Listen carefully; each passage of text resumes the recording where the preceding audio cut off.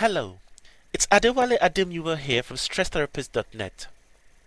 What if I told you that I could show you a strategy that could help you gain control over your panic attacks within just 1 week? Well, that's just what I intend to do, so please stay tuned.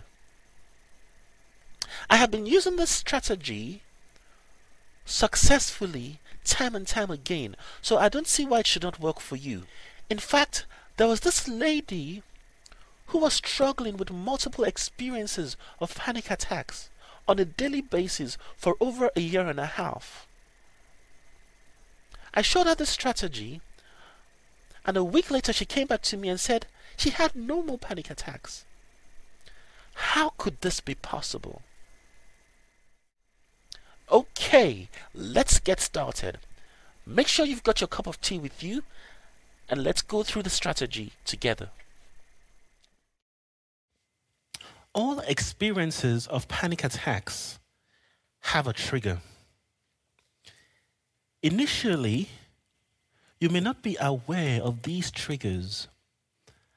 However, as your understanding about your own personal experience of panic attack develops, you begin to notice that there is a general pattern. These triggers are instigated by a sense of vulnerability, which is caused by things like heart palpitation, feeling of shame, being in a crowd of people and feeling like you are the center of attention. Everyone is looking at you and judging you. Now, these triggers start up a panic worry. This is something I would like you to pay particular attention to, because this is a critical zone.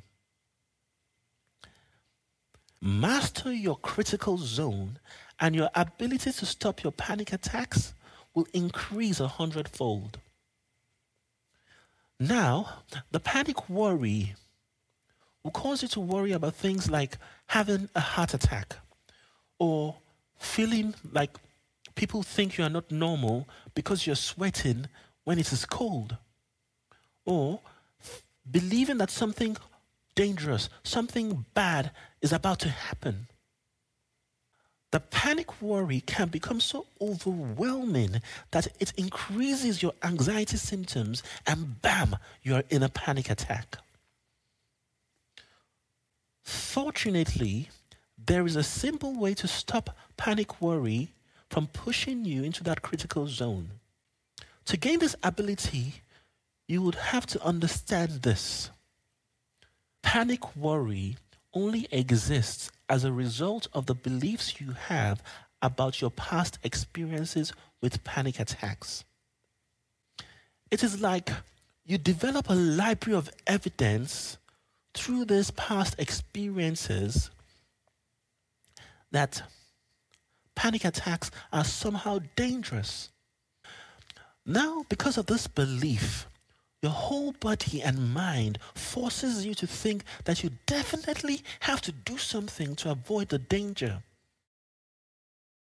As a result, people do things like controlling their breathing, sitting down on the chair, or maybe lying down on the floor, or holding tightly to something, or stiffening their body. Anything to stop the symptoms before they hurt me. This is an anxiety trap you need to be aware of. Because the things you do at this point only serve to increase your anxiety symptoms. I won't go too deep into this aspect of anxiety because my article, The Truth About Anxiety Attacks, covers this issue. There is a link on this page to that article, and I strongly advise you to read up on it. Now, when anxiety symptoms increase, what is really happening here? There's a part of our brain called the amygdala.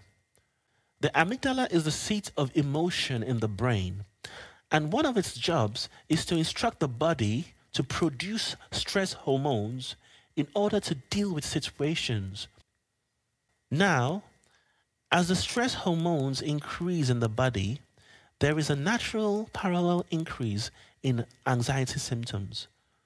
So the more stress hormones you have, you'll notice your heart beating even faster, or you're sweating even more, or your body starts to feel hotter and hotter. This is very natural. It is important to note this. And it is also important to note that it is normal for us to become less logical when we are more anxious. So the more anxious we are, the less logical we'll become.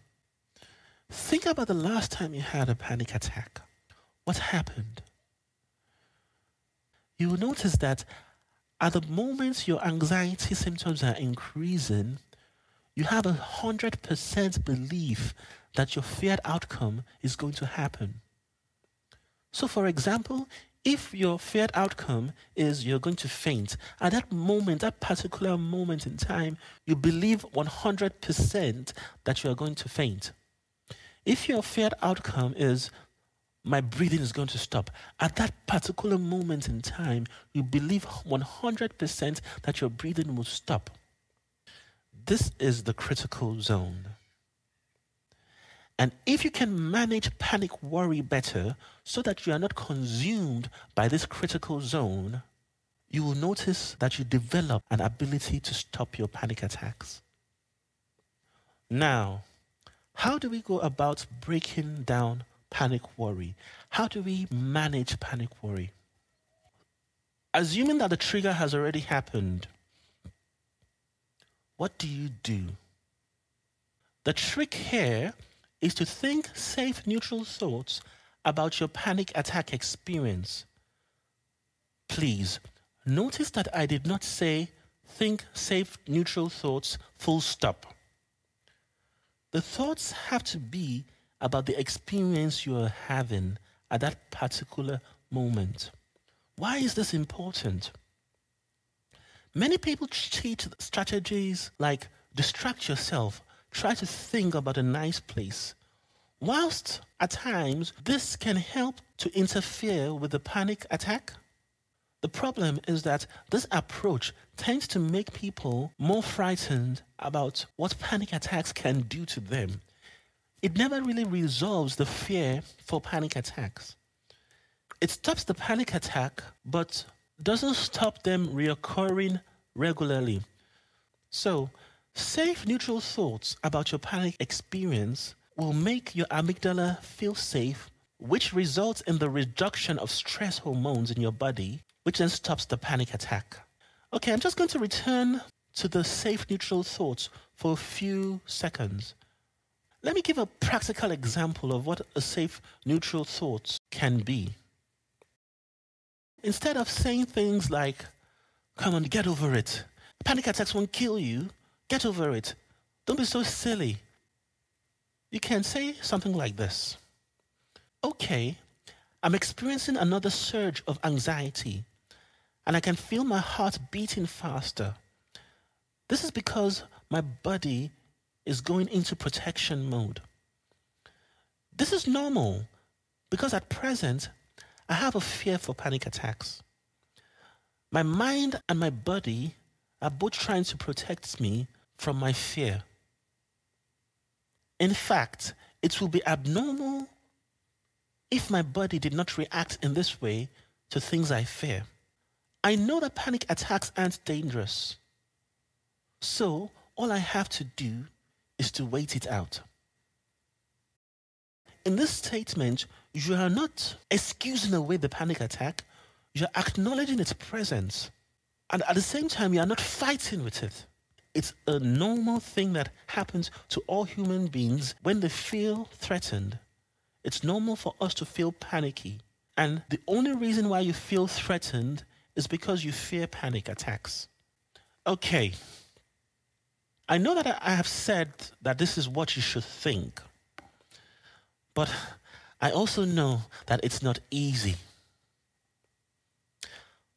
But how can you start to make it easier to be able to think in this way within your critical zone? There are four things you need to take note here. First, knowledge. You need to gain knowledge about panic attacks. You need to put yourself in a position to understand everything you can about panic attacks. Make it your personal duty, your personal aim to develop an understanding of panic attacks. Because without this understanding, you can't change your beliefs about panic attacks.